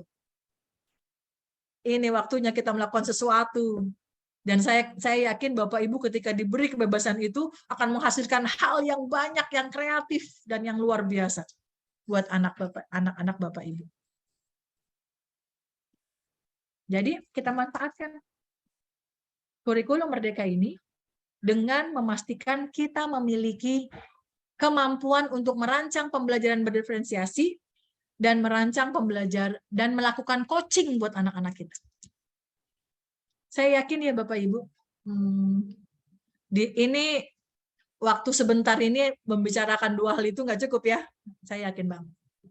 Bapak Ibu harus cari tahu, Bapak Ibu harus terus belajar. Bagaimana caranya agar Bapak Ibu punya dua kemampuan ini, bahkan kemampuan lainnya. Guru harus terus belajar. Karena otak manusia itu sunatullahnya adalah dia berhenti bergerak saat manusia meninggal. Baru dia berhenti. Tapi selama manusia hidup, terus bergerak, terus membaca, terus menggunakan otaknya, sisa otak yang ada, sel otak yang ada di otak kita itu akan terus berkembang dan menguat. Jadi, seorang guru harus terus belajar. Kita nggak bisa puas dengan apa yang kita punya sekarang. Ya, Bapak Ibu, akhir nih. Saya pengen tahu, sekali lagi saya yakin Bapak Ibu nggak puas ya dengan waktu yang hanya sebentar ini. Tetapi semoga ada hal yang Bapak Ibu dapatkan dari sekolah online hari ini. Boleh dong di chat room-nya, apa sih yang Bapak Ibu dapatkan? Sebagai bahan evaluasi saya juga, apa yang Bapak Ibu dapatkan dari sekolah online hari ini? Silakan yang mau sholat. Ya, di chat room ya. Oh, ilmu baru, alhamdulillah. Oke, oh ini tentang coaching. Coaching, alhamdulillah. Tidak boleh berhenti, metode coaching. Oke, semangat baru. Sip, alhamdulillah. Mencari tahu masalah dan menyelesaikannya. Alhamdulillah, ilmu. Oke. Memahami kebutuhan siswa, hal baru di kurikulum, kebutuhan siswa. Oke, let's study hard, sip, coaching dan terus belajar, semangat baru karena pematerinya menginspirasi. Oh, alhamdulillah, terus belajar, sip, masya Allah, luar biasa. Oke, semangat baru dan bahagia. Ya, ini masih semangat ya. Oke, terus semangat. Karena keterampilan dan pengetahuan belum banyak ya. Ya, cuma 2 jam. Terinspirasi luar biasa. Subhanallah, melakukan coaching, yes. Jadi guru itu mulia dan berat, oke. Ide-ide baru, sip, masya Allah, sangat menginspirasi, keren banget.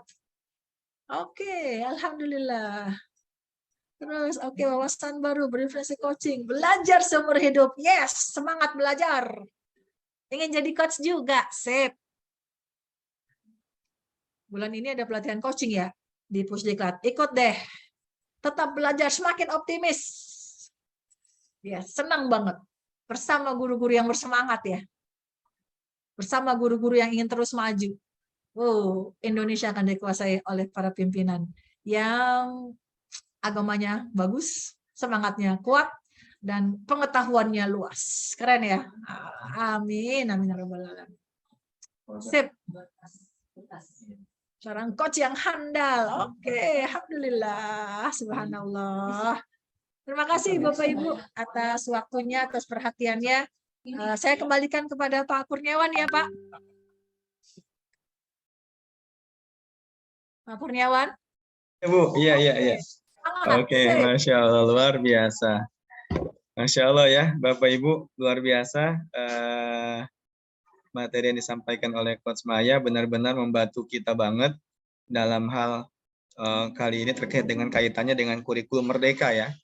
Pembelajaran berdiferensiasi dan coaching yang memang ini menjadi salah satu tuntutan dalam kurikulum merdeka yang memang sebagai menjadi bekal bagi kita semuanya untuk kita bisa mengakomodir semua kemampuan anak-anak kita. Oke, Bapak Ibu, saya kasih waktu kurang lebih 15 menit untuk Bapak Ibu untuk bisa diskusi ataupun bertanya.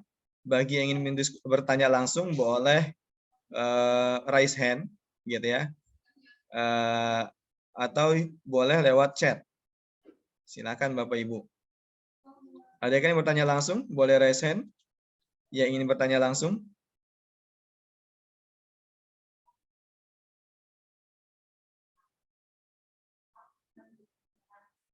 Oke. Ada Bu Maya. Ada Bu Maya di raise hand langsung. Bu Maya Susanti dan Bu Teti. Ya, kita mulai dari Bu Maya dulu ya. Bu Maya, Bu Teti, dan Bu Mutiah. Oke, 3 penanya dulu ya Bapak Ibu. Oke, silakan Bu Maya.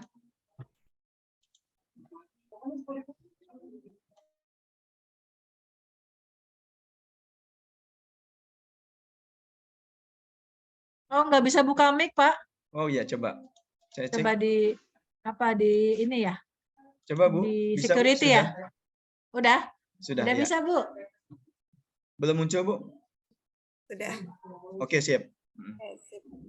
Bismillahirrahmanirrahim. Assalamualaikum warahmatullahi wabarakatuh. Waalaikumsalam warahmatullahi wabarakatuh. Masya Allah, luar biasa, Bu Ustazah Maya. Lain ya kalau sebut nama sendiri. Nah, Ya, kita sama ya. semoga bisa Beda Maya Yunus, Maya Susanti. ilmunya bisa terbagi. Langsung saja mungkin Bu Maya, ini mengenai pembelajaran berdiferensiasi. Masya Allah, luar biasa. Dan mungkin kita semua kayaknya sudah mungkin sering atau mungkin pernah melakukannya. Nah, yang menjadi kendala itu sesuai tadi mungkin sudah ditanyakan, sudah sempat disampaikan, karena kita berusaha belajar, mengajar sesuai dengan cara belajar siswa yang mungkin kalian katakan 20 siswa atau 30 berarti punya 30 pola. Dan memang itu pasti waktunya tidak cukup. Waktunya tidak cukup dengan waktu 1 jam maksimal, itu tidak cukup untuk menghadapi siswa yang kalau jadi ada yang misalnya cepat, ada yang menengah, ada yang terlambat gitu. Kalau siswa menengah cepat mungkin lebih mudah, tapi kalau yang lambat kadang butuh waktu lama. Nah, bagaimana kita mensiasati waktu seperti itu? Kalau misalnya ya dalam satu ruangan katakan 20-30 siswa. Kemudian kalau misalnya ya berarti di siswa kita itu akan ada anak yang semakin cepat, yang lambat, ya mungkin dengan prosesnya pelan-pelan begitu. Nah, bagaimana dengan kaitan raportnya, ujiannya, dan sebagainya gitu. Otomatis kan juga harus berbeda. Ataukah seperti apa begitu? Dengan target-target ya di penilaiannya begitu. Itu saja mungkin. Terima kasih. Wassalamualaikum warahmatullahi wabarakatuh. Waalaikumsalam warahmatullahi wabarakatuh. Bu Maya, langsung saja dikumpul dulu ya. Biar Langsung aja, Pak. Langsung dikumpul dulu ya. Khawatir bertanya sama. Ya. Jadi 3 penanya. Yang kedua dari Bu Teti terkait dengan solusi dalam pembelajaran kimia, terkait dengan hitung-hitungan, Bu. Jadi Bu Teti pernah menerapkan bentuk diskusi, terapkan bentuk diskusi. Tapi saran anak-anak anak-anak lebih suka gaya belajar yang lama, yaitu guru menjelaskan langsung di papan tulis. Nah, itu bagaimana, Bu? Yang ketiga, langsung dari Bu Mutiah, saya izinkan untuk langsung Bu Mutiah Fadilah. 3 penanya dulu ya Bapak Ibu. Silakan Bu Mutiah, boleh langsung. Baik, terima kasih Pak.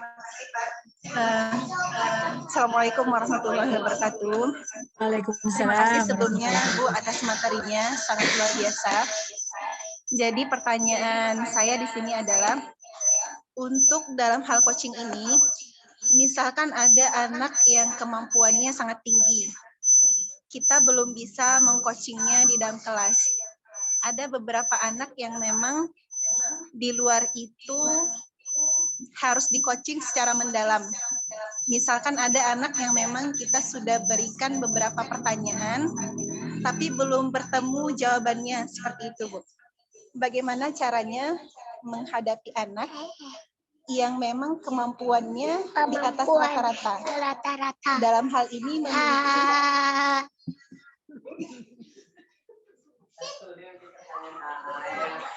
maaf Bu, dalam hal ini memiliki imajinasi yang sangat tinggi. Jadi saya sangat terbatas kemampuan untuk mengcoaching anak yang memiliki kemampuan imajinasi yang sangat tinggi. Terima kasih sebelumnya Bu, dikembalikan. Terima kasih Bu Maya, Bu Teti, dan Bu Mutia yang sudah bertanya. Langsung saja Bapak Ibu ke Coach Maya, silakan Coach. Ya, terima kasih. Ya, pertanyaannya luar biasa ya.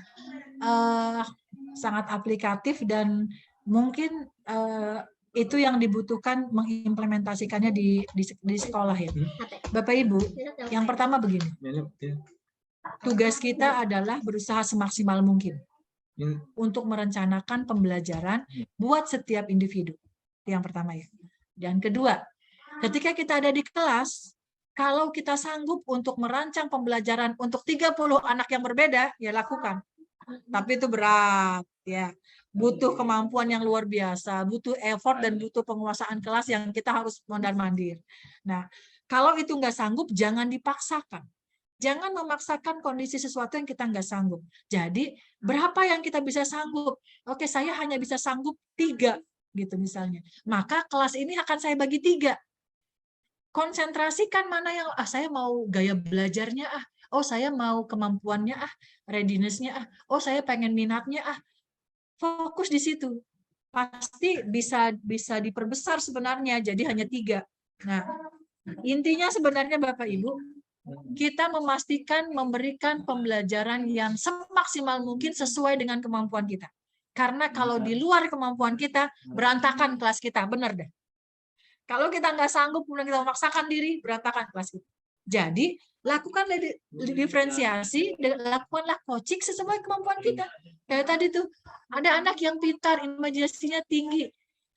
Kalau kita nggak sanggup, yang bisa kita lakukan sebagai coach adalah kita dengarkan dia. Apa yang mau kamu lakukan gitu? Aku ingin punya sayap dan terbang. Aku ingin bisa terbang keliling ini. Oke, menurut kamu bagaimana caranya? Jadi yang bisa kita, bahkan dengan kesederhanaan kita pun, kita bisa membuat anak-anak itu memastikan bahwa dia bisa mendapatkan hal dari pertemuan coaching dengan kita.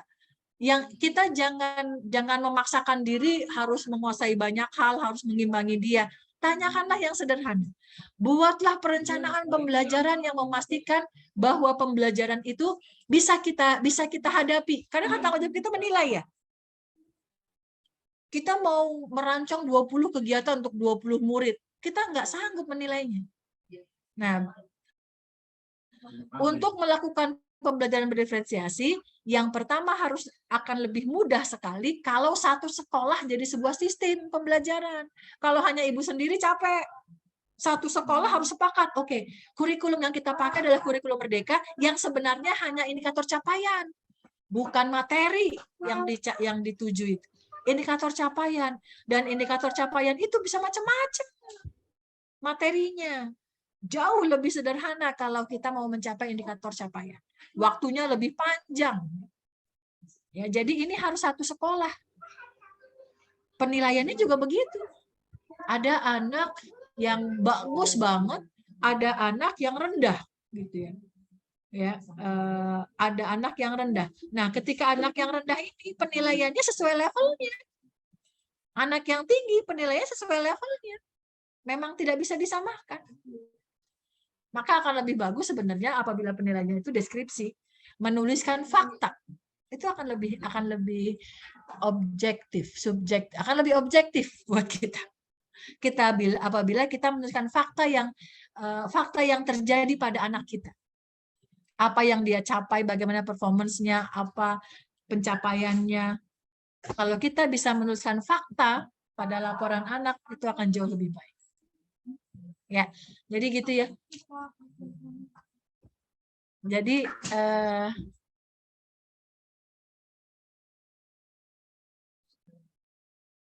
Jadi Bapak Ibu, kayak tadi pembelajaran anak-anak lebih suka gitu ya dengan pembelajaran yang konvensional. Iya, karena emang lebih enak. Cuman dengerin, nyatet, nggak ditanya. Kalau ditanya kan lebih repot. Ya, ditanya guru. Kan kalau pembelajaran berdiferensiasi, pembelajaran terpadu, kita minta anak berpartisipasi. Ada anak yang males. Pelan-pelan kita rubah. Karena akan jauh lebih baik buat mereka ketika mereka terbiasa untuk melakukan sesuatu bila punya panggung. Ya. Tadi pembelajaran ini ya, pembelajaran yang dengan angka ya. Yang pertama apa sih ini? Yang kimia, Bu. Jadi anak-anak lebih nyaman dengan mencatat dari papan tulis gitu ya. Ya, karena memang out of the box-nya nyamannya di situ kan. Dan apakah itu baik buat mereka? Akan lebih baik, bagus aja sih itu. Tapi akan lebih baik buat mereka kalau mereka punya pengalaman lain. Gitu. Ya, jadi terus semangat ibu-ibu untuk terus menerapkan ini. Jawaban saya pasti nggak bisa memuaskan dan menjawab langsung gitu. Tapi semoga ini menjadi trigger buat Bapak Ibu untuk terus belajar dan menguasai. Gitu ya, Pak Kurniawan, Bapak Ibu, Bu Maya, Bu Tuti, sama Bu Teti ya, sama siapa? Bu Teti ya, Bu Muti. Bu Muti ya. Ya. Bu. Iya. Bu Maya, kita Bapak Ibu, mohon maaf mungkin karena keterbatasan waktu, saya buka satu sesi lagi. 3 penanya, ini luar biasa antusiasme Bapak Ibu guru semuanya. Sekarang saya mau rubah, mohon maaf Bapak Ibu, 2 yang di chat, 1 yang raise hand. Saya tadi sudah melihat Pak Yunus yang pertama, Pak Yunus, ya. Tadi kan 2 di raise hand ya. Sekarang yang chat saya bacakan dulu. Mohon maaf Bapak Ibu jika mungkin pertanyaannya tidak terakomodir semuanya. Tapi saya ingin membaca dari pertanyaan pertama terkait dengan di chat itu adalah terkait dengan coaching. Coach, boleh nggak coaching itu tertulis? Itu yang pertama. Dari Bu Siti Hinda. Bolehkah coaching itu dilakukan secara tertulis? Itu yang pertama dari pertanyaan chat. Yang kedua dari Umi Salamah. Tentunya kalau pembelajaran diferensiasi butuh waktu dan tenaga pemikiran, ya, waktu yang lama tetapi masalahnya kesempatan dan waktu yang masih makin kurang. Nah, gimana nih coach? 2 itu, 1, mohon maaf Bapak Ibu, saya ini kan Pak Yunus ya. Ya, silakan Pak Yunus.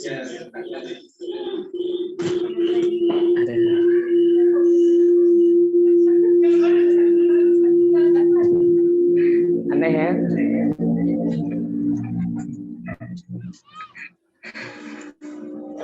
Maaf sedikit, Bu.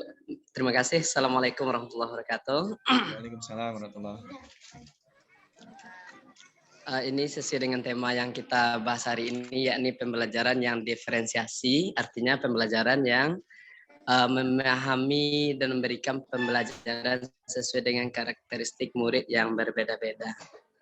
Di sini tentu kita sebagai guru perlu sedikit ilmu sih, bagaimana sih cara mudah mendeteksi bagaimana kebutuhan yang diinginkan oleh murid itu. Sebab tidak semua kita punya ilmu psikologi, terutama psikologi anak-anak gitu, atau buku referensi yang bisa kita baca agar kita lebih mudah dalam memahami dan membaca karakteristik anak-anak tersebut, Coach.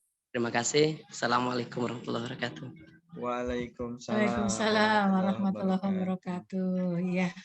Ya, langsung saja, Coach. Pertanyaannya apa ya, Pak? Pertanyaan banyak banget. Ya, yang tadi yang pertama, coaching boleh tertulis nggak, Coach? Oh iya, Ya. coaching tertulis itu menarik juga ya. Tapi tetap balas berbalas kan ya? Iya. Conversation coaching resmi itu individual, ketemu ya. Tapi ada conversational coaching di mana itu bukan di sesi coaching. Kalau mau tertulis, tertulisnya itu berarti harus berbalas juga, saling balas tulis gitu. Nah, gitu yang harus dilakukan. Jadi kalau tertulis adalah membaca tulisan kita, hasil penilaian kita, bukan coaching namanya. Tapi kalau ada chat-chatan, ada saling balas gitu, bisa jadi itu disebut chatting coaching gitu ya. Bisa jadi begitu. Intinya sebenarnya kita menanyakan kepada coach kita mengajak ngobrol pada coach kita tentang apa yang dia rasakan. Saya ambil contoh ketika anak saya mau masuk ke SMA ya, saya tanya, oke, kita udah datang ke 5 sekolah, mana pilihan kamu? Dia jawab, aku sudah pilih 2. Ada 2 yang aku masih bingung. Oke, yang mana? A dan B. Oke. Kenapa kamu milih 2 ini? Karena menurut aku yang 2 ini 1, 2, 3 disebutin. Oke. Nah sekarang dari A dan B, mana? Kenapa kamu bisa bingung? Karena kalau di A aku begini-begini, di B jadi terus saja. Tugas kita memang chattingnya, memang percakapannya begitu. Lewat WA bisa nggak? Bisa lewat WA, tapi harus saling berbalas, ya. Intinya berbalas. Kemudian untuk membaca anak, Bapak Ibu, untuk membaca, sebenarnya tampilan anak itu kan hasil pendidikannya ya. Melinnya ada berapa, sel otaknya itu ada berapa, itu hasil tampilan anak. Bicaranya dia, cara kerjanya dia, kemudian ketika menanggapinya sesuatu, itu sel otaknya itu menunjukkan sel otaknya. Bisa nggak dibaca? Bisa. Jadi memang guru harus punya kemampuan membaca anak. Sampai mana levelnya? Apa tahapannya? Bagaimana kemampuannya? Apa minatnya? Nah, mau bisa baca dari mana? Banyak referensi, Bapak. Dan itu juga butuh dilatih. Guru harus berlatih untuk membaca anak, untuk mengobservasi anak dan menulis hasil observasinya. Jadi guru terbiasa untuk mengetahui data dari hasil pengamatannya. Dan kalau Bapak Ibu bisa melakukan itu, keren banget. Dan itu harus dilatih. Nggak bisa tiba-tiba saya bisa menjadi observer yang bagus. Gitu. Itu harus terus dilatih. Agar kita makin jeli melihat bicaranya anak, pergaulannya anak, sikapnya anak, cara dia mengambil sesuatu, cara dia merespon sesuatu, cara dia menulis, cara dia bicara. Itu semua data buat kita. Itu semua data. Itu ya, Pak. Ya. Yang terkait dengan masalah waktu, Bu. Yang kan butuh waktu ya terkait dengan diferensiasi. Nah, ini bagaimana mengatasinya? Kesempatan dan waktu kita yang kurang itu bagaimana, Bu? Ya, sekali lagi, sistem ini akan lebih bagus, akan lebih mudah buat kita menjalani kalau ini merupakan sistem sekolah, Bapak Ibu. Kalau kita sendirian di kelas kita melakukan gitu, repot kita, sulit kita. Walaupun bukan berarti nggak bisa, bisa. Tapi tantangannya lebih banyak ya. Nah, filosofinya gini, lebih baik kita melakukan sesuatu yang kecil daripada tidak melakukan sesuatu sama sekali. Idealnya kita merancang diferensiasi konten, kita merancang diferensiasi produk, kita merancang diferensiasi proses. Tapi saya nggak bisa begitu. Oke, mana yang bisa? Daripada tidak sama sekali. Karena yang melakukan yang kecil itu jauh lebih baik daripada tidak melakukan. Jadi silahkan analisa kondisi diri, analisa kondisi kelas, analisa kondisi anak, analisa kondisi sekolah, dan lakukanlah yang terbaik yang semampunya. Kalau di luar kemampuan, stres nanti kita ya. Terus semangat dan semoga ini jadi sistemnya sekolah untuk pembelajaran berdiferensiasi dilakukan di satu sekolah itu. Nah itu kalau itu enak. kurikulumnya akan dibuat, metodenya akan disepakati, apa caranya akan disepakati, menilainya akan disepakati, enak gitu. Ya, jadi semoga Oke, ya sekolah-sekolah Masya Bapak Ibu. Allah. Yang tadi Pak Yunus sudah, Bu? Pak Yunus sudah ya, pertanyaan Pak Yunus? Dah. Oke, makasih. Luar biasa. Bapak Ibu, luar biasa. Ini masih ada yang raise hand, dan beberapa kolom pertanyaan di kolom chat juga luar biasa. Namun Bapak Ibu mohon maaf gitu ya, karena memang beberapa wilayah sudah masuk asar dan kita juga yang di wilayah sudah mau masuk asar. Hanya mungkin memang Bapak Ibu tadi sudah disampaikan oleh Dr. Maya bahwa membicarakan terkait dengan pembelajaran berdiferensiasi dan coaching ini, dua materi yang digabung jadi satu mungkin agak kurang gitu ya jika kita melihat dengan sesi waktu, apalagi sekolah online terbatas, di mana kita butuh tips-tips yang teknis gitu ya terkait dengan coaching apalagi gitu ya, karena ini terkait dengan bagaimana pendekatan personal kita kepada anak-anak kita, kepada coaching gitu ya, kepada coaching, bagaimana menggali informasi dan apakah coaching itu hanya dilakukan ketika saat anak-anak bermasalah atau bagaimana gitu. Artinya memang Bapak Ibu waktu yang kurang lebih 2 jam ini sangat-sangat terbatas jika untuk membahas, mengulas semua pertanyaan yang ada di Bapak Ibu. Tapi dari sini itu sebuah trigger, sebuah pemantik bagi kita semua bahwa pembelajaran berdiferensiasi merupakan sebuah hal yang harus kita lakukan dengan karakteristik anak yang setiap anak berbeda. Di mana setiap anak itu istimewa, setiap anak itu punya kespesialannya masing-masing. Nah, bagaimana kemudian lingkungan kita bisa mendorong bersama-sama untuk pembelajaran berdiferensiasi bisa berjalan dengan baik di sekolah kita. Apalagi ini menjadi salah satu tuntutan dari kurikulum Merdeka. Yang kedua, coaching ini bagian dari kemudian pendekatan yang kita lakukan terkait dengan kondisi anak itu yang berbeda-beda, maka pendekatannya berbeda-beda. Bapak Ibu, tentunya kita tidak berhenti di sini terkait dengan dua materi luar biasa ini, pembelajaran berdiferensiasi dan coaching. Kami dari Pusdiklat,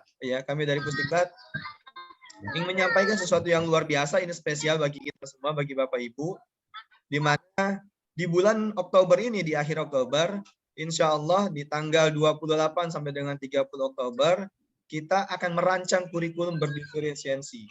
Artinya kurikulum Bapak Ibu ini lebih luas lagi, artinya ini menjadi suatu sistem yang terencana bagi sekolah tersebut untuk merancang pembelajaran berdiferensiasi.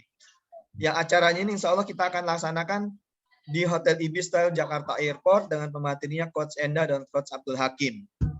Bapak Ibu, jika harga normalnya ini adalah 2.300.000, tapi untuk kesempatan sore hari ini bagi Bapak Ibu yang mendaftar di hari ini, setelah materi ini di hari Selasa 11 Oktober ini, Bapak Ibu akan mendapatkan harga spesial hanya 2 juta saja. Gitu ya. Hanya 2 juta Bapak Ibu sudah mendapatkan tentang praktek pengkondisian lingkungan belajar, praktek pengkondisian capaian pembelajaran, praktek penyesuaian produk.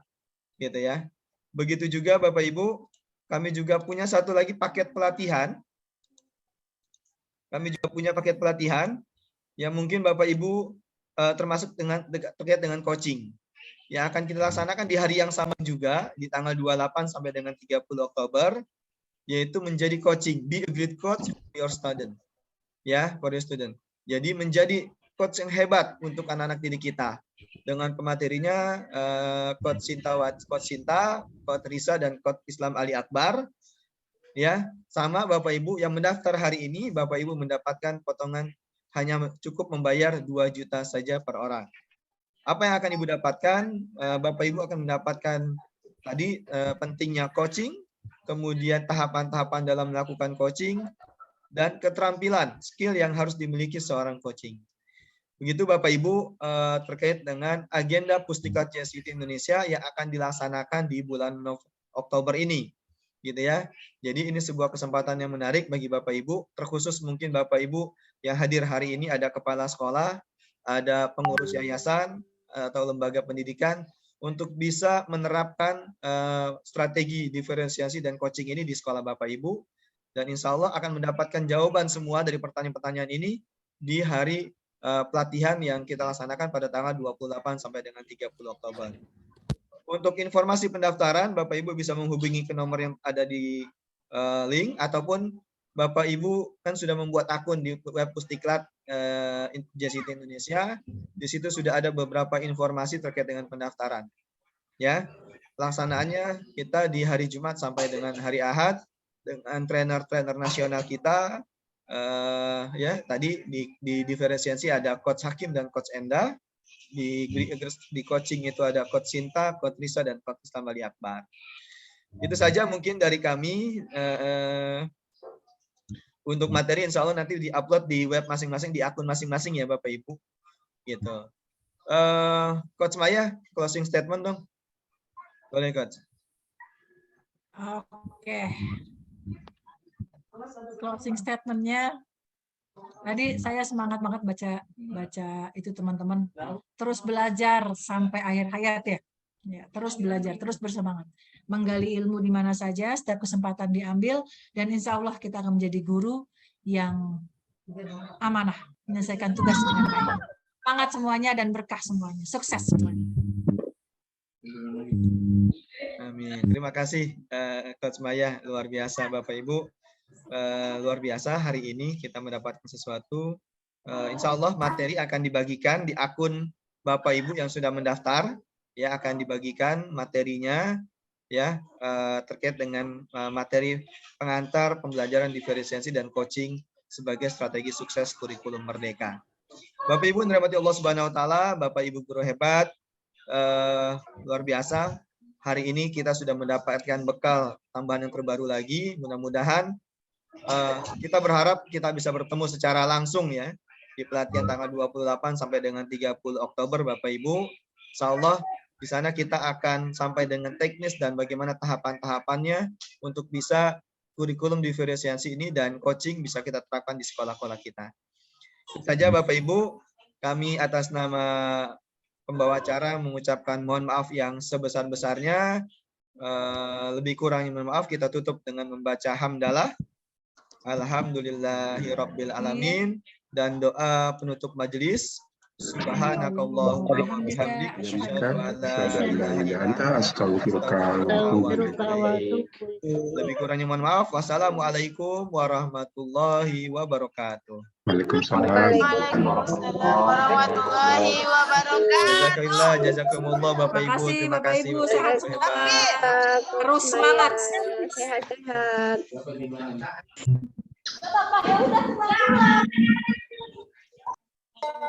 Terima kasih, Coach. Ya. Waalaikumsalam. Amin, amin ya rabbal alamin. Terima kasih semuanya. Assalamualaikum. Terima kasih Kak. Jazakallah. Terima kasih atas ilmunya.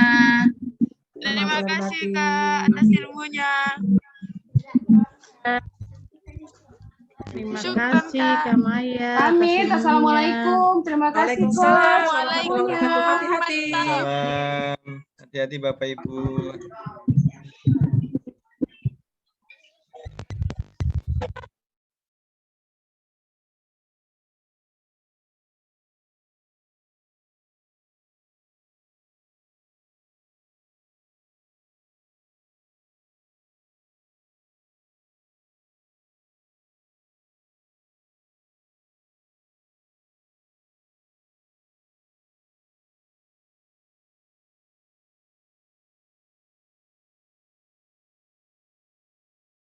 Deh, Pak.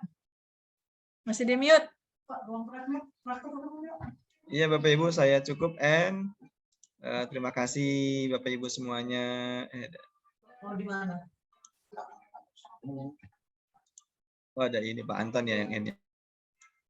Pak Anton silakan Pak Anton.